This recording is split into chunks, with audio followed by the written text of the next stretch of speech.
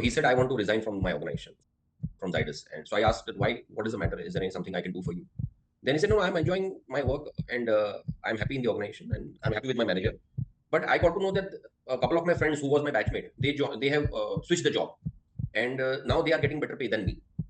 So otherwise, I was very happy. But when I came to know, and it's a WhatsApp group, so people share that now they have joined. They when they got selected in the campus a couple of years back, now they have shifted. So that's how this generation is. They compare even their doubts and their choices are being borrowed by others.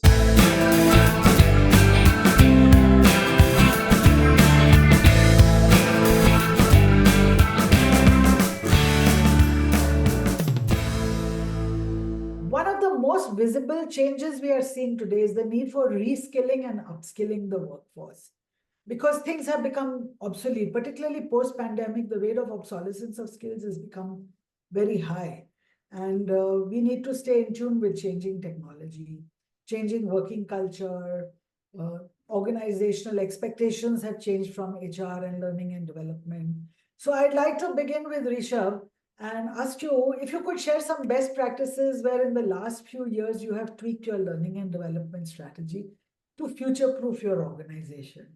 See, I have seen over 2 decades of transformation in this learning and development. When I started long back, almost 2 decades ago, it was 21 days training, classroom training for a batch, right? And today, if you ask the current generation to go through that kind of a seating arrangement and training, people will not be there. First thing, they do not have that kind of a patience. And of course, the other thing is cost. So now what the transformation is today is an era wherein you give small micro learning, in fact, pieces to people so that they can do it at their own time and convenience. Convenience is more important because people, many a times, even the team managers are also not willing to let go their team members, do the training in their regular work time. So whenever they have time, they can do the training. That kind of a change has happened. And this saves a lot of cost and it is convenient for the people to undergo training. And of course, at the same time, it is of interest. It is not many a times long training sessions used to feel like a boredom. So that is not there today. And it is far more effective compared to what we started long back. I think there is a sea change in this training practices and systems. So your key nugget of information here is to have short but very powerful learning experience. Absolutely. So Absolutely. Niral and Eric, what are some of your best practices you'd like to share on how you have evolved your learning and development practice to deliver better value for everybody? If I talk about 15 years back, I did my internship in Reliance, and when I was exposed to the L&D department, there was a compliance checklist that out of 1,000 employees in a unit, every employee has to attend 5 man days of work, training. Okay, so that was if every employee, even 90% of the employees have attended 5 man days of training in a year, then it is said that L&D department or training and development department has done a very good job. So at that time, training was for compliance. Today, training is for impact. Okay, today the learning and development uh, wing of any organization is held accountable for the impact that is being created through the programs on the workforce. Yes. The impact could be on revenue, the impact could be on productivity.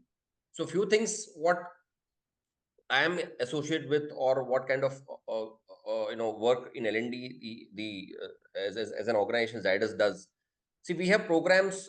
If, first of all, as an organization, we have competencies across the behavioral competencies across the organization. So across 25,000 people, they are being mapped to different competencies. Everybody, for example, I am at a level of general manager, or I am a level of new level of 3 or 4. So I am being expected to demonstrate a certain level of competencies at my work, and that is a part of my my evaluation for the entire year. So it is not only that how much task I completed in a year, what kind of behaviors do I demonstrate at work is also being evaluated every time. It is a part of my, if I want to grow in this organization, there is a set of demonstrated behavior which I want to show in the organization. Now, how does it impact the overall functioning of the organization, or how does it impact the business outcome of the organization? See, when we talk about training programs right at the shop floor, at the sales team, to the sales team, to the R&D function, corporate functions. There, those programs are targeted to, it has couple of targets, at least as a minimum outcome of the program, expected outcome from program, which is expected by the management of the organization. One is the behavioral outcome, the way the teams are being led, what kind of behavioral change do you observe, the people observe in the managers who are participants of these programs. At the shop floor, what kind of productivity impact it has got. For example, at shop floor level, we have productivity programs. Now, if we have to measure the impact of the program, there are instances, there are impact proofs which has created almost 2x level of productivity increase in productivity after somebody has exposed to these kind of programs. So basically, as I mentioned, management is expected to the L&D department is expected to deliver the management the business outcomes that this programs are targeting. So as I mentioned earlier, it was a compliance. Today, L&D department is being evaluated by the impact it creates on the business. Impact could be on behavioral outcomes, on team retention. See, when I am nominating the people managers to different programs in IIMs or IITs or the institutes that we have tied up with. We at the end of the program, there is a targeted outcome sheet that what is the team retention level after this program, what kind of engagement levels the participant who are managers are having with their employees, and is there an impact on the engagement levels of the employee of the team that they are handling. So that is the training objectives you're delivering, is always the impact that's most important. Exactly. And the impact has to have direct alignment with whatever goals you may have. And there are various ways in which you're doing it. Exactly. So whenever we are exposing people to training programs, now organizations cannot afford that. It's a feel good factor. You go to a classroom or you attend an online session, which will engage you as a leader. But then it is more of a leadership behavior and the leadership responsibility that we are helping the leaders to discharge their responsibilities as leaders. Either in bringing productivity, bringing profitability to the organization, or enhancing the engagement levels, or bringing better retention of people. I'm so glad to see this kind of shift happening in many organizations, and particularly in the Zydus Group, because this is something which was very badly needed in today's context, to really bring proper and true value that training can, bring. Eric, would you like to share some best practices from Flipkart and from your experience as to how things have shifted in the last few years and more value is being delivered, learning and development? Yeah, thank you, Dr. Aneeta, for the question. So I'll just share a few anecdotes. So one of the biggest things that we're trying to shift at this point of time, actually our vision statement is, how do you maximize learning for business outcomes? And typical learning and development organizations have a 70-20-10 principle. A large amount of effort is used on the 10, and it is not focused on the 70. In fact, a large amount of money is spent on the 10 and not on the 70. So what we've done in the last couple of years is we had a few beliefs that we wanted to demystify and actually burst. One of the biggest beliefs that we were looking at is learning doesn't happen in a workshop. Second, so what happens in a workshop? What happens in a workshop is you get heightened awareness. From awareness to action happens on the floor, or on the shop floor, or on the ground, etc. So learning holds business accountable for their side of the bargain. We try delivering them to ensure that they get heightened awareness with respect to that. So that's the second thing that we do. Our biggest focus at the current organization is we're trying to define a learning culture in the organization. And what I mean by learning culture is 3 tenets. One is, how do you inspire people to learn and make shifts? The second one is, how do you engage those workforce? And how do you use reinforcement mechanisms to ensure that learning happens at the workplace? So these are the things that we do right now. Wonderful. So you're creating a learning culture in the organization, and that's a major shift from the past kind of practices. So it becomes a natural way of life, not necessarily have to go to a classroom or a training program or an online e-learning experience, but the fact is that you can continue to anchor your learning even in the workplace on a day-to-day basis. It's a continuous process. Amazing. Wonderful nuggets we've got here. My next question is, we are all a different generation, but today you'll see bulk of the workforce and bottom of the pyramid consists of the millennials, the Gen Z, and also the incoming Gen Alpha, and their psychographics is different. The way they learn and the way they apply their learning is very different from the past. The style in which they learn and the rate at which they learn, and so even the way they respond to technology, we all have to learn technology, but they are born with it. It's there in their DNA. The way they respond to interventions from the trainers, the way they respond to the online learning options, everything has changed. So how have you adjusted your learning strategy and content to meet the new needs of these kind of new learners? So Eric, I'd like to continue with you because I believe you're dealing with a large chunk of young people, at Flipkart. Yeah, Dr. Aneeta. That's true. A large portion of our audience is Gen Z. We've not got the privilege to get Gen Alpha on board yet. I'm hoping that'll happen soon as well. Um, so I think there are needs that we have in the organization, right? So one of the biggest needs that a lot of Gen Z folks look at is what's in it for me, from this learning thing that they're doing. What am I going to learn? What are going to be my takeaways, and can we do it quick rather than spend 3 days, 4 days, etc. for learning? Can we make this quick? So one of the things that we have tried doing is hyper personalize that learning. And the way we do this is, even in the workshop, why we have broad structure. So we focus a lot more on process rather than content. So we have processes defined or structure defined within the program, and we collect a lot of challenges that they face today, and then we use those challenges to unblock for them, saying that this is the one nugget. If you go practice in the organization, this is what it's going to be. So learning is suddenly becoming a safe space for them to experiment. We've also done some, I personally think these are spaces that are created, but we also done marketing stuff in some sense. Like, we call things like learning gyms. Okay, like a gym is a place for people to exercise. Learning is a place for people to exercise that muscle that they want to build.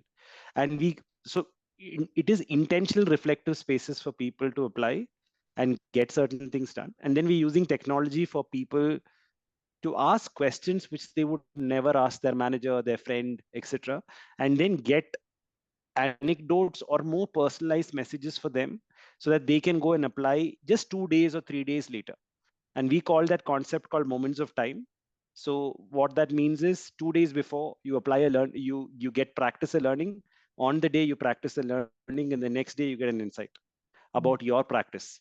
So Yeah. those are moments that we try doing to ensure that Gen Z folks, at least Gen Z, we, like I said, Alpha generation is not something that we've come into, but that has created a great level of experience for people.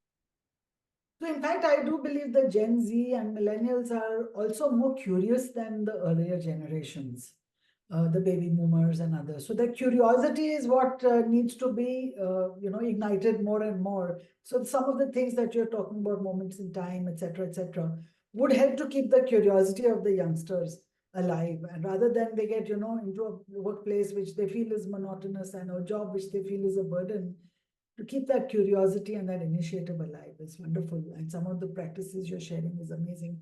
Rishav and Niral, Rishav, would you like to go next on this topic of young generation and how do we Yes. speak See, our this is a generation, I think they suffer from four human syndromes majorly. One is highly ambitious, right?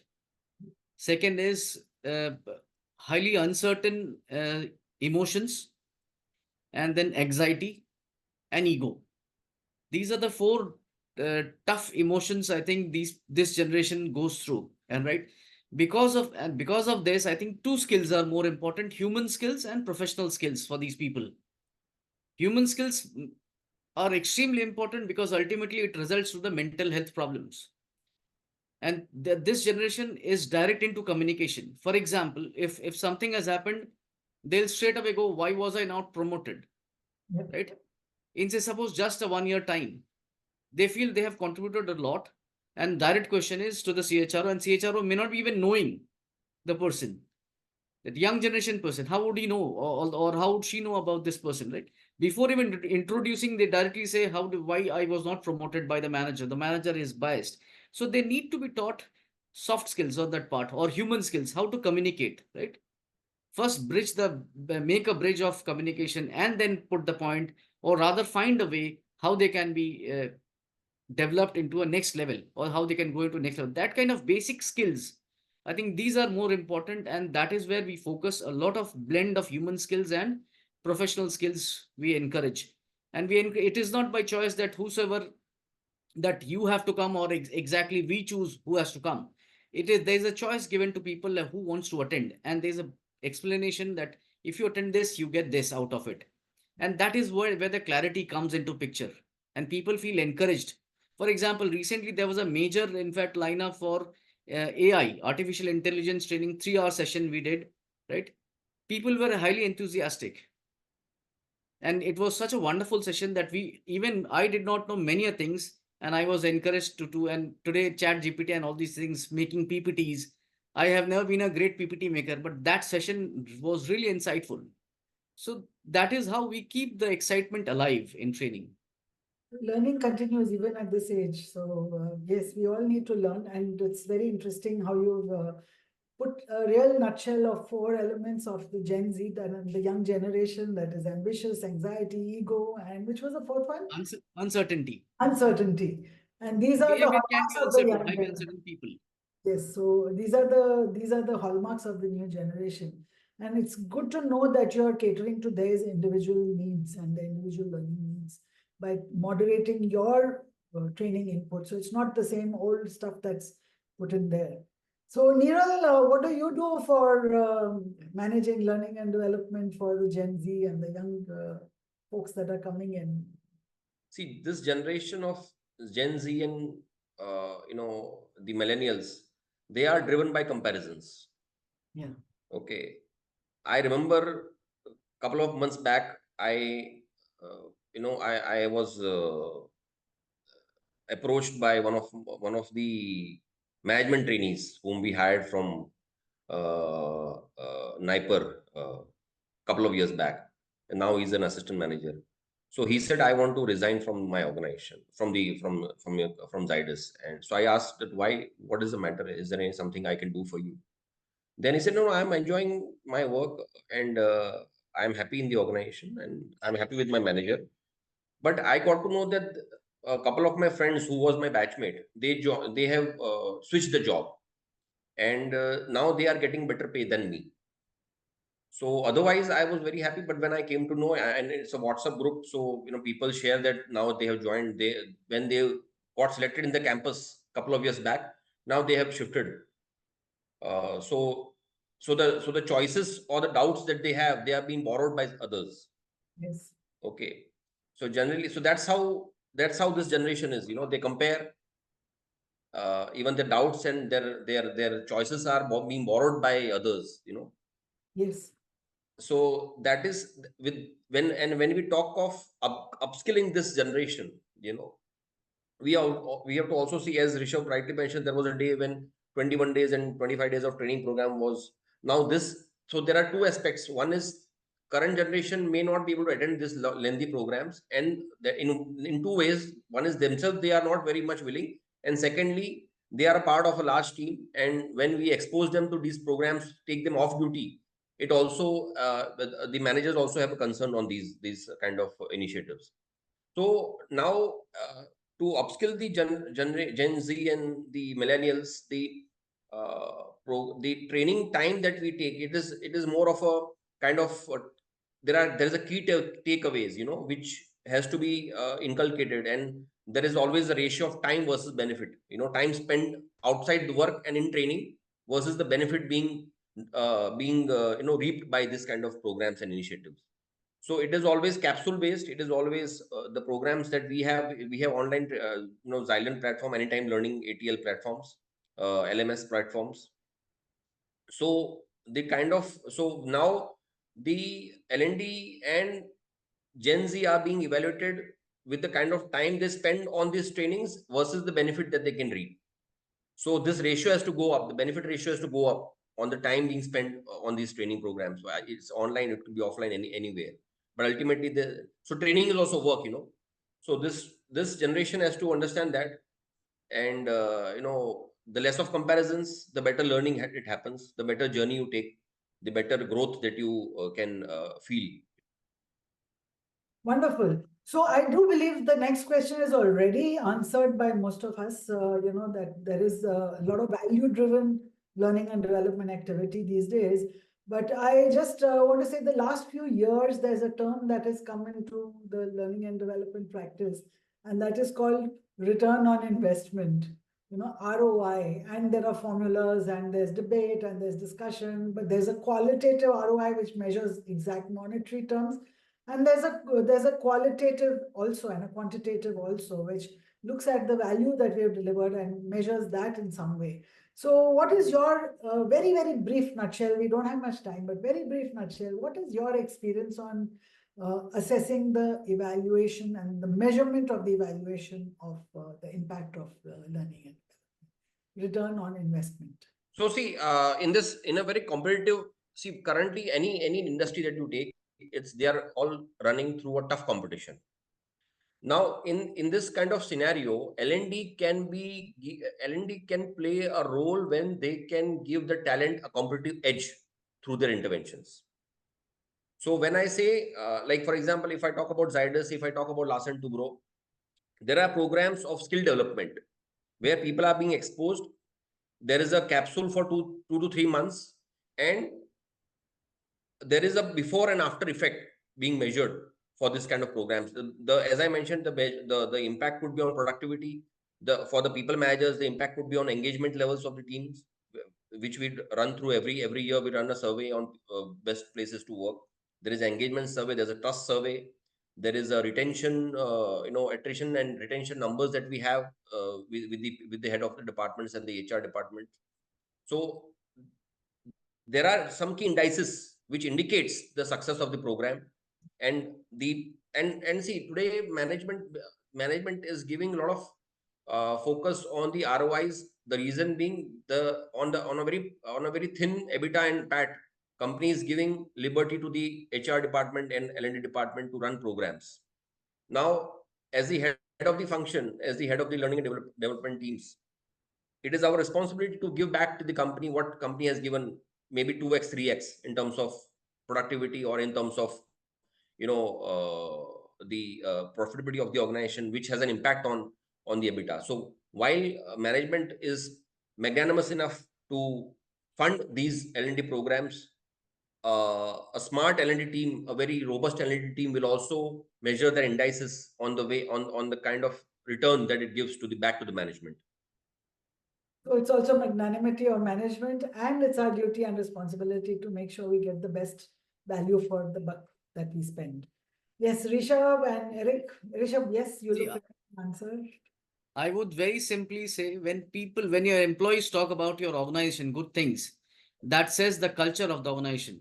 And culture can never be built without a strong L&D department, right? For example, I still remember my Aditya Birla Group days. Probably the best organization I have worked with who invests genuinely into L&D and training. That kind of a investment takes a lot of courage. And that is why people still talk, because that is where you learn. And these are the organizations who are called as institutions, who create future leaders.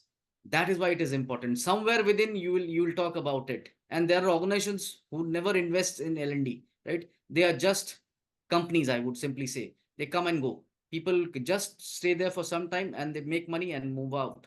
They never talk about it. So you are setting up a culture that is more important. ROI is something wherein of course your share value and all these things will of course say in time. Wonderful. Eric, what do you do about the return on investment, the measurement? Yeah. So we measure through a lot of tools, but so the one thing that we do in L&D is that we stop publishing training hours. We stop publishing how many programs have we done. In fact, if we have a review with our CHRO, our focus is basically on, in the Kirkpatrick model, the L3 and the L4s. So what we say is, this is the number of revenue that we've been able to generate for this quarter and the last quarter, and we truly look at us as enablers for revenue revenue within the organization. So you will see on our slide deck, you will see this is the number of revenue that has been generated by the L&D team this year. And that's broadly how we look at it. And as a result, see what happens with ROI is the more sharper you are with ROI, the more sharper your interventions would be. So we we spoke about Gen Z, we spoke about a lot of things. The thing what has helped this organization and this community to help us is because of the sharpness of our interventions. So we know exactly time is not going to solve it. Sharp 2-3 things which will help get your outcomes is what we are looking at, and that's probably how we measure successes within our organization. Wonderful. I really believe that so far we've got a real good lot of insights for us and for our viewers. And before we close, I have a rapid fire question round for everybody. And I know this is going to be a surprise one, but see how you can give the first response that comes to your mind. My first one is e-learning or traditional classroom training, which is more effective? Today, e-learning. E-learning. Eric? I feel it's hybrid, but e-learning has a better impact. I agree with Niral. It's best of both worlds. It is hybrid. Hybrid. Okay. Next question. Should companies invest more in developing soft skills or technical skills? Both. Both. Okay, that's very diplomatic. But there must be some. It goes hand in hand, actually. Where you Without the other, it is of no use, actually. Okay. So I feel it's soft skill because for across the roles that most of the companies, most of the industries, people have less deficiency in technical skill set, and there's more deficiency in softer skills. I feel there's more deficiency in soft skills, so you need to invest there. Eric, what is it? Soft or technical? Soft is the go-to. And by the way, Dr. Aneeta, the top 4 skills this year that people have to learn, all top 4 are soft skills as trends in the L&D industry for the next 3 years. So soft skills is the way to go. So stay on trend and develop more soft skills because that's where your return is much more. So the second one, the next question is it more beneficial for companies to develop in-house training programs or to outsource to specialized training providers? These days, it is outsource.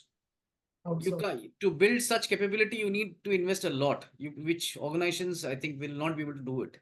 Okay. And there's plenty of resources available outside. Rishav is saying outsourced. Eric, Niral, what do you So it has to be outsourced because there are specialist people who are outside the organization. Most of the specialist people are outside the organization. They get partnered with the organization, and there is always a good option.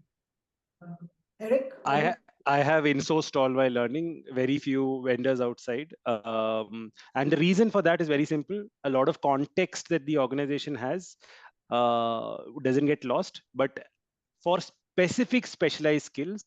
So if it's 100, if you have let's say 100 crores, 90% of that money would be deployed in-house. 10% is what I would look at vendors, and that's probably how I would look at it.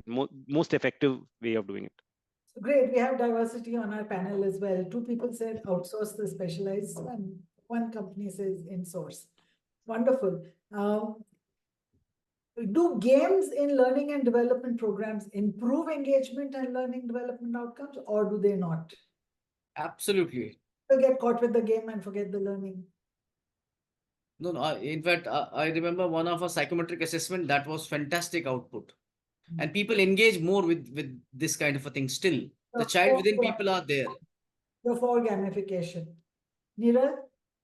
So if the games and simulations are more relevant to the real-time on-job scenarios, then it certainly has a better impact. Learning plus gamification, relevant, focused, has more impact. What about you, Eric? See, I've been in my field of psychology for the last 10 years. So I follow an ego state which Eric Berne has written called parent, adult, and child. And people learn the most when they are at children. They don't learn in the adult and the parent phase. So as a result, gamification with some purpose would be the best source for people to learn. Okay, that's wonderful. So it's a good future. At the same time, there's a caveat from all 3 of you. The game should be relevant and insightful, not just some purpose-driven. fun that everybody had and forgot about why they were there in the first place. Do people actually need formal education like graduations and engineers and higher education? Or can learning and development or organizations fill the gap and say, yes, we will get you the learning that you need to do your job effectively? So, what is the value add of formal education? See, I think formal education Dr. is Aneeta, still. Yeah, Eric, please continue. yeah, so I just think the answer is in the question itself. I think people don't need formal education or L&D. People need right experiences. If you have right experiences, all folks, everyone in the panel will hire folks who have the right experiences on the job. So, we should provide learning experiences. Yes, Rishabh. Yeah, absolutely correct. Experience is more important, but if it is formal education, it's like, for example, from child till adulthood, that is more of a discipline, I think, that brings more discipline. So that kind of education is absolutely important, because without that, everybody will say that my thing is the best, right? So but there will be no system and administration. So that is important. And then, of course, experience, of course, will teach people. Niral, what's your opinion on this one? See, formal education is the base, but then until see, if you want to be relevant in your area of domain, then formative experiences and vocational exposures are the best part. To be relevant in the current context of things. Amazing. And before we close, one sentence message you'd like to give out to the audience. Any one message that you'd like to give? Be human, be humble. Be human and be humble. That's what it takes to learn, actually. Yes.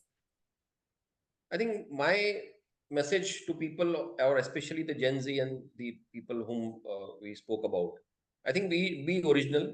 Okay, I mean, let's not compare. Okay, you are somewhere. Everybody has a journey, and everybody will take the journey sooner or later. So have patience. Be humble, as Rishabh rightly mentioned, and make mistakes, learn, and have experience. Grow through experience.